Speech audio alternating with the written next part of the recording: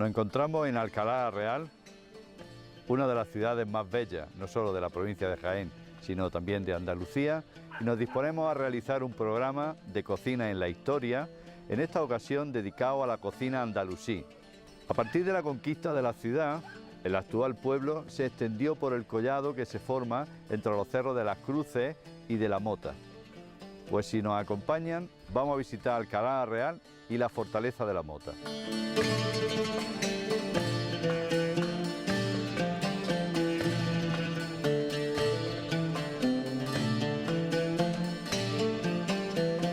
En estas tierras, desde muy antiguo, se asentaron pobladores que las habitaron y dejaron sus huellas en los alrededores. Sería con la llegada de los romanos que colonizaron estas tierras procedentes de la campiña jiennense, de ahí que la denominaran Hipolcobúrcula e Liturgicola. Con la entrada en la península ibérica de los ejércitos musulmanes a principios del siglo VIII, Alcalá Real va a ser ocupada por árabes y bereberes.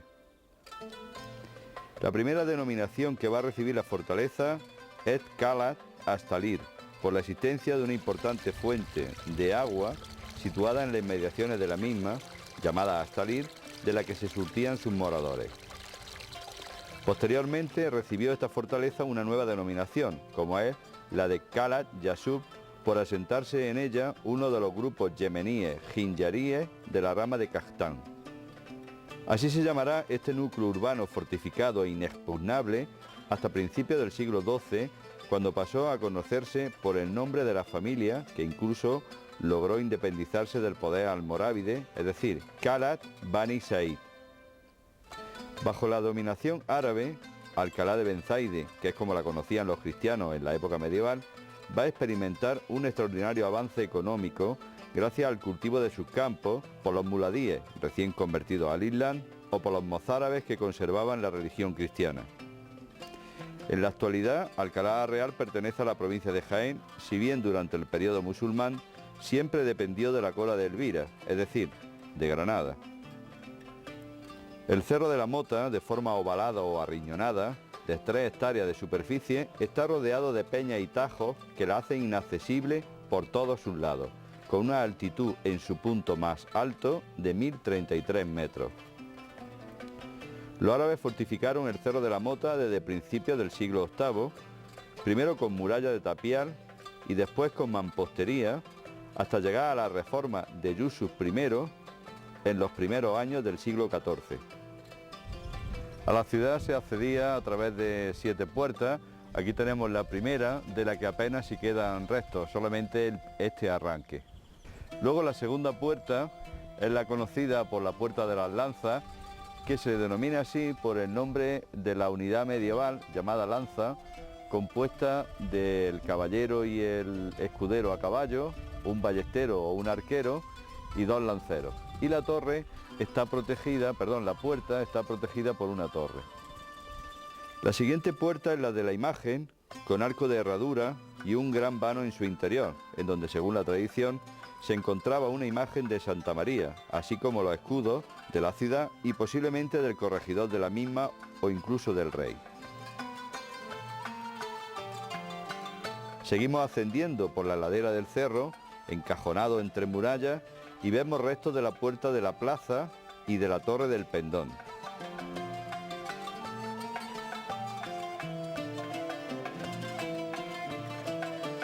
La siguiente puerta es la del Peso de la Harina, en la Torre del Gabán, por la cual accedemos a la Medina, en la que se levantaba la mezquita Aljama, el Zoco, el barrio de los artesanos y el barrio militar.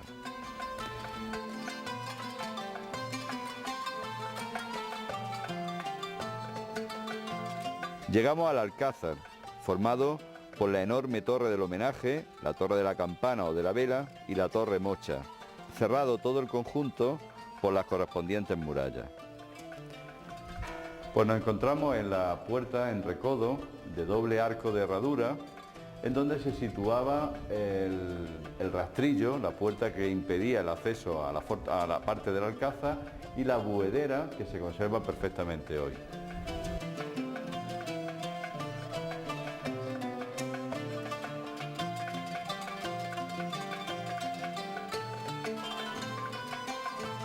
Pues tras cruzar la puerta en Recodo, accedemos al patio de armas del Alcázar y para subir a la torre del homenaje tenemos que subir esas escaleras que antiguamente eran evidentemente de madera y accedemos a la torre de la campana o de la vela que vemos enfrente.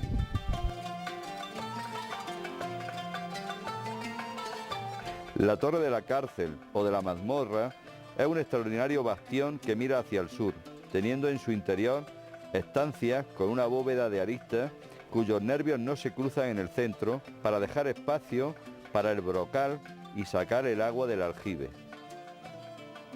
La población creció y fue necesario extenderse por la ladera más accesible del Cerro de la Mota, creando el arrabal viejo, que a su vez fue amurallado y que muy posiblemente el único acceso fuera el postigo o poterna situado en la torre que hoy se conserva y que originariamente sería una puerta elevada con una escalera de madera basculante. En el año 1074 el rey castellano Alfonso VI va a reclamar ciertos tributos debidos por Abdala, pero al no conseguir cobrarlos, inicia las hostilidades contra el reino de Granada y logra conquistar la fortaleza de Calab Yashub, que será la primera vez que pasa a manos cristianas.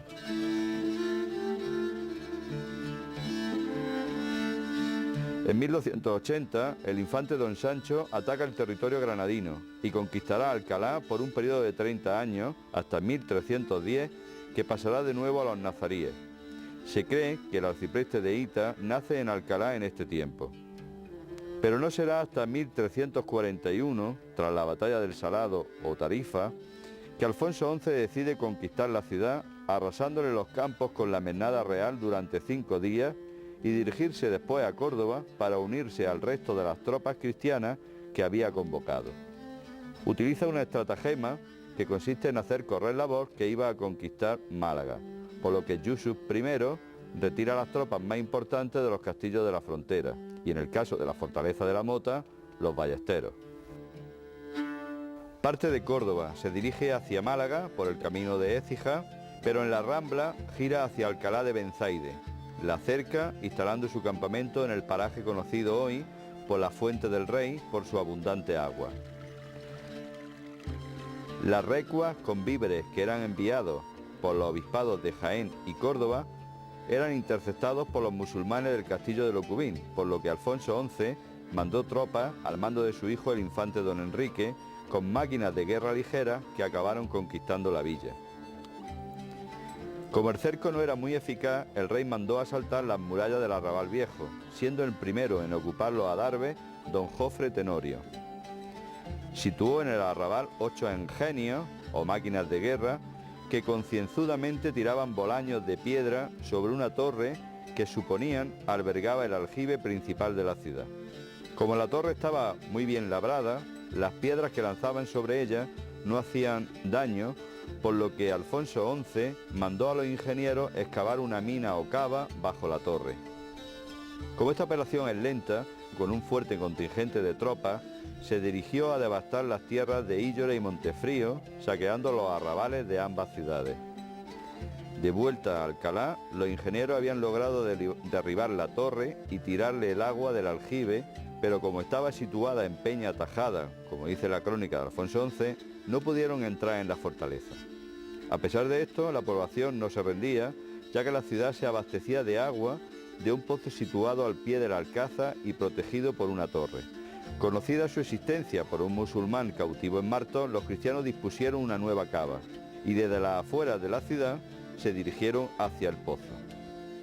Hubo combate en torno al mismo y no pudiendo los cristianos hacerse con su control, optaron por envenenar su agua, arrojando perros, cabras y otros animales muertos, ante lo cual el alcaide de la fortaleza la entregó en agosto de 1341, siendo conducidos sus habitantes hasta Moclín, en donde quedaron en libertad.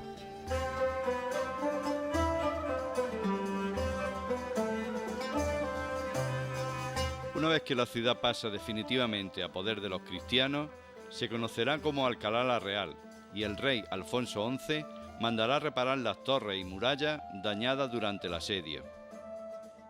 Asimismo, las atalayas que dan al reino nazarí de Granada serán reformadas a estilo gótico, quedándose el resto de atalayas como las que construyeron los árabes creándose un cinturón alrededor de la mota a modo de información de posibles ataques.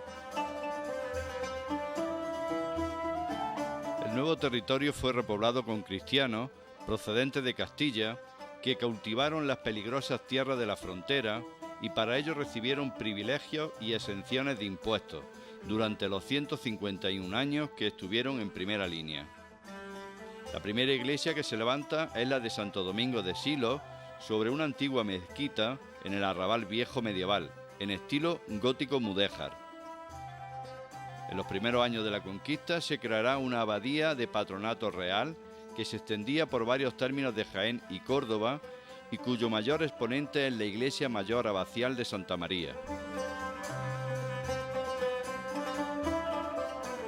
La actual iglesia mayor abacial es de estilo renacentista, iniciada en el plateresco y continuada por Diego de Siloé, si bien las bóvedas son góticas tardías. Frente a la iglesia se encuentra la capilla del Deán, de estilo gótico isabelino, y adosado a la abadía encontramos las casas del Cabildo Municipal, de 2 plantas, la inferior con arcos rebajados y una escalera en el patio acceden al piso superior.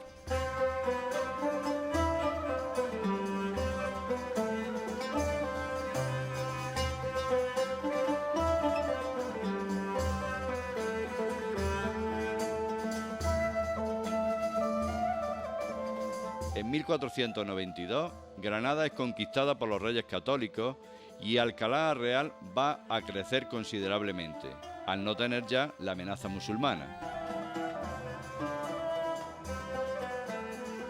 Eliminado el peligro de ataques nazaríes, la población se saldrá de las murallas de la Mota y se extenderá por la calle Real, donde nos encontramos ahora mismo. En esta calle se construyeron casas nobiliarias, como las que aquí vemos, y conventos que se sumaron al ya existente, desde 1475, de la Santísima Trinidad. Próximo a la calle Real y en la ladera del Cerro de la Mota, se levantó en el siglo XVI el convento de San Francisco de la Observancia, también el convento de Nuestra Señora del Rosario y la iglesia de San Juan. En la convergencia de la calle Real con el Llanillo se levanta la iglesia de Consolación, perteneciente al antiguo convento de los Padres Terceros de San Francisco, si bien la configuración actual se la daría el arquitecto Juan de Aranda Salazar en el siglo XVII. El retablo mayor está presidido por la Virgen de las Mercedes, patrona de Alcalá Real. Así se establece un nuevo eje de construcción, el Llanillo, con edificios como el convento de la Encarnación de Madres Dominicas, el extraordinario Palacio Abacial de finales del siglo XVIII, con influencia del barroco francés e italiano, y el ya existente Pilar de los Álamos de mediados del siglo XVI, atribuido a Jacobo Florentino.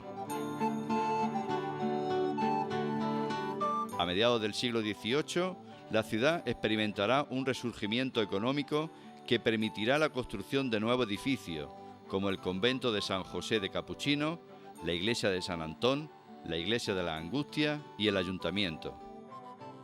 La actual casa consistorial, de 1733, preside la plaza del arcipreste de Hita y es uno de los edificios civiles más interesantes de la localidad, albergando, en su torre, un reloj de 1803. Cierra la plaza las casas de enfrente, antigua alhóndiga y pescadería.